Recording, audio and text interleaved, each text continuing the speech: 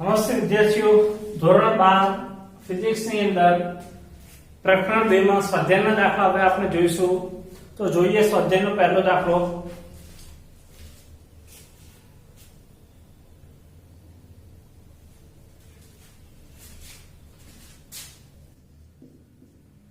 આકૃતિમાં ધ્યાન રાખજો કે આપણને બે વીજભારો 5 × 10⁻8 કુલમ્બ અને -3 × 10⁻8 કુલમ્બ એમ બે વીજભારો આપેલા છે. બંને વીજભારો એકબીજાથી 16 સેન્ટીમીટર જેટલા અંતરે દૂર રહેલા છે, બરાબર છે.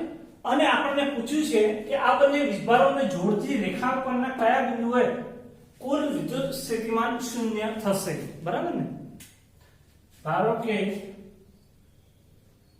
બંને વીજભારની વચ્ચે કોઈ P બિંદુ જે છે ત્યાં કુલ વિદ્યુત સ્થિતિમાન શૂન્ય થાય છે.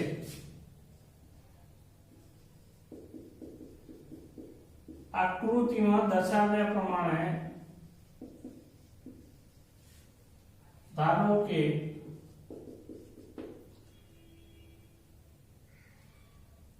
આને A બિંદુ લગી, B બિંદુ, A બિંદુથી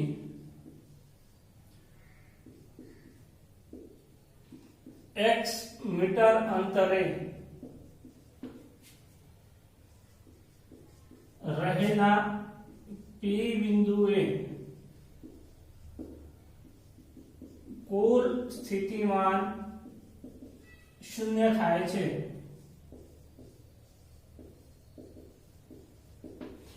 બરાબર છે. ઓકે, તો હવે પહેલા વીજભાર માટે એટલે કે V ટોટલ બરાબર, ધ્યાનથી આપ લખજો, VA પ્લસ VB. પરંતુ V ટોટલ કેટલું થાય છે તો કે કુલ સ્થિતિમાન શૂન્ય થાય છે. તો અહીં આપણે 0 બરાબર પ્રથમ વીજભારના કારણે P બિંદુ આપણને મળતું વિદ્યુત સ્થિતિમાન કે QA/x પ્લસ કે QB/0.16 - x. બંને વચ્ચે બંનેનું અંતર 16 છે, બરાબર, કે જે સેન્ટીમીટરમાં છે એને આપણે શેમાં ફેરવીશું? મીટરમાં, બરાબર છે. ઓકે, અંદર કિંમતો મૂકી દઈશું તો આપણને મળશે 0 બરાબર કે 9 × 10⁹ QA, A પરનો વીજભાર 5 × 10⁻8 ભાગ્યા x -3 છે એટલે -3 આવશે. 9 × 10⁹ QB, QB પરનો વીજભાર 3 × 10⁸ ભાગ્યા 0.16 - x. પદને જમણી બાજુ લઈ જઈશું.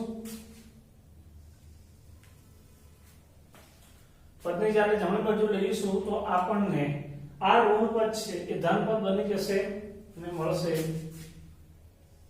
3 × 10⁻8 ગુણ્યા 9 × 10⁻+9 ભાગ્યા 0.16 - x. અને આ બાજુ મળશે 5 × 10⁻8 ગુણ્યા 9 × 10⁹ ભાગ્યા x. સરખે સરખું વધશે આપણી પાસે 3 ભાગ્યા 0.16 - x બરાબર 5 ભાગ્યા x. 3x બરાબર મીટર.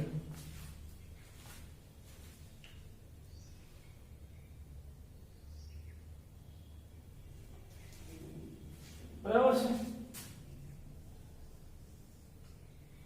એટલે કે આપણે કહી શકીએ x બરાબર 0.10 મીટર આવ્યો છે. એના ઉપરથી આપણે કહી શકીએ કે A બિંદુથી એટલે કે A બિંદુથી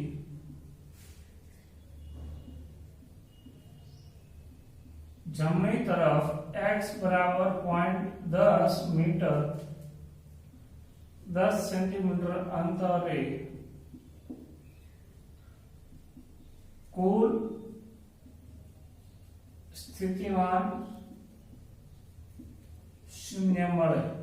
હવે ધ્યાન રાખજો કે અહીંથી 10 સેન્ટીમીટર અંતર થઈ ગયું છે તો બી બિંદુથી 6 સેન્ટીમીટર ડાબી બાજુ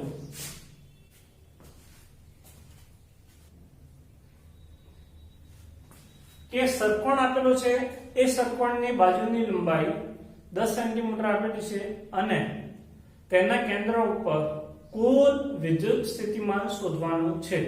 હવે આપણે જાણીએ છીએ કે ષટકોણ જે છે એ ષટકોણને કુલ 6 શિરોબિંદુઓ હોય છે। તેથી 6 શિરોબિંદુઓ વડે તેના મધ્ય બિંદુ આગળ મળતું કુલ વિદ્યુત સ્થિતિમાન આપણે શોધવું પડશે।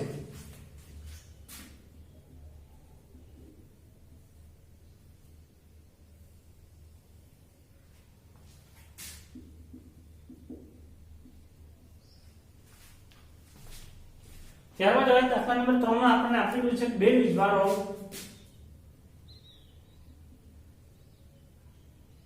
બે માઇક્રોકુલમ અને -2 માઇક્રોકુલમ એમ કુલ આપણી પાસે બે વીજભારો છે।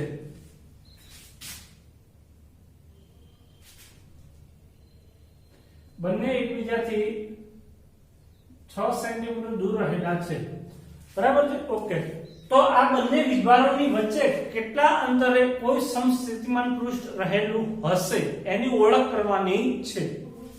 સમસ્થિતિમાન પૃષ્ઠ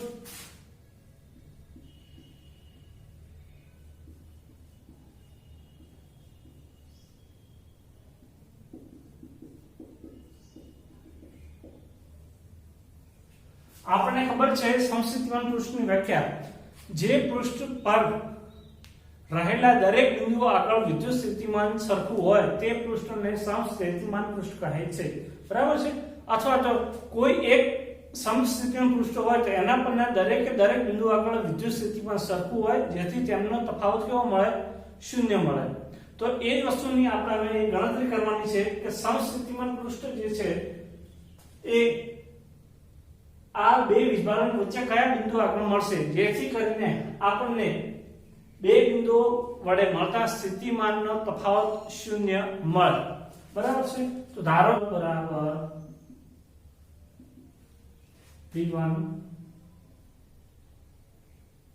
2 ગુણ્યા 10 ની -6 ઘાત ભાગ્યા 0.03 વત્તા k ગુણ્યા -2 ગુણ્યા 10 ની -6 ઘાત ભાગ્યા 0.03 બરાબર છે અને આ થશે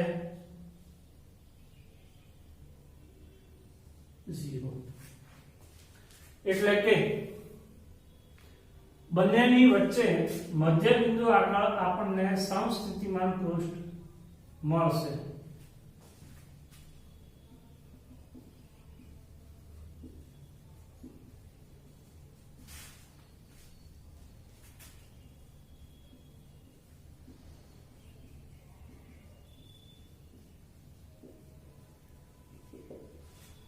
ઓકે આગળ જોઈએ હવે અને ગોળાથી 18 સેન્ટીમીટર અંતરે વિદ્યુત સ્થિતિમાન શોધવાનું છે।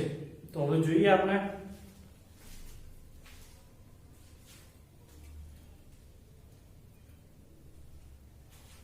એક ગોળાની અંદર સ્થિતિમાન V बराबर KQ upon R K upon R into 0 ગોળાની અંદરના ભાગમાં કોઈ પણ જાતનો વીજભાર હોતો નથી તેથી આપણને ગોળાની અંદરના ભાગમાં વિદ્યુત સ્થિતિમાન શૂન્ય મળશે બરાબર છે। ચેપ્ટર નંબર 1 એની અંદર ગાઉસનો નિયમના છેલ્લો ઉપયોગ પાતળી ગોળીય કવચની અંદર તથા બહારના ભાગે મળતું વિદ્યુત ક્ષેત્ર એના ઉપરથી આપણે કહી શકીએ કે ગોળાની અંદરના ભાગમાં વિદ્યુત ક્ષેત્ર શૂન્ય હોય છે કારણ કે અંદરના ભાગમાં વીજભાર શૂન્ય હોય છે અને તેના કારણે વિદ્યુત ક્ષેત્ર અને વિદ્યુત સ્થિતિમાન બંને આપણને શૂન્ય લાગશે। હવે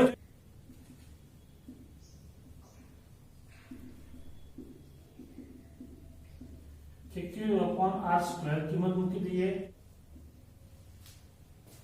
હવે જોઈએ આગળ.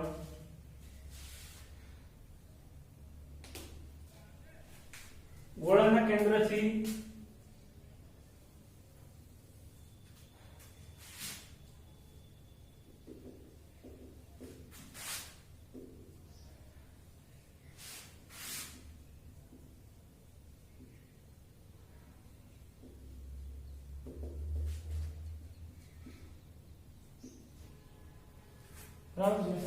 ઓકે રાડે. ત્યારબાદ હવે આપણે એ કરવાનું છે કે બે પ્લેટ વચ્ચેનું અંતર અડધું કરવાનું છે અને તે પ્લેટની વચ્ચે K બરાબર 6 જેટલો ડાઇલેક્ટ્રિક અચાનક વાળું નવું દ્રવ્ય દાખલ કરવાનું છે. હવે D બરાબર D/2 કરતા અને બે પ્લેટ વચ્ચે K બરાબર 6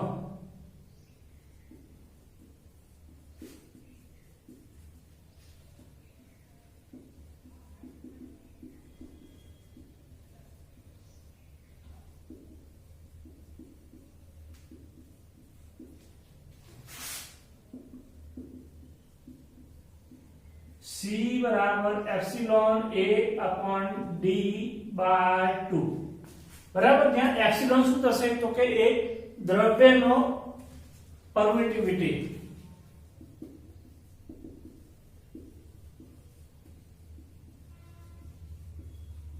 હવે K બરાબર એપ્સિલોન/એપ્સિલોન0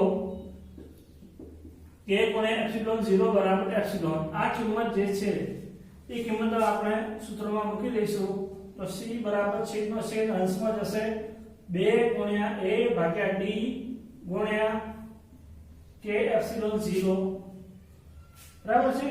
તો C બરાબર 2K into એપ્સિલોન 0 A/D. ફરીથી એપ્સિલોન 0 A/D સમીકરણ જે છે એ ઉપરથી આના પર મળશે આપણને C0. તો C બરાબર 2 ગુણ્યા K ની કિંમત 6 ગુણ્યા C0 એટલે કે 12. C બરાબર 12 ગુણ્યા 8 પિકોફેરાડે 96 પિકોફેરાડે.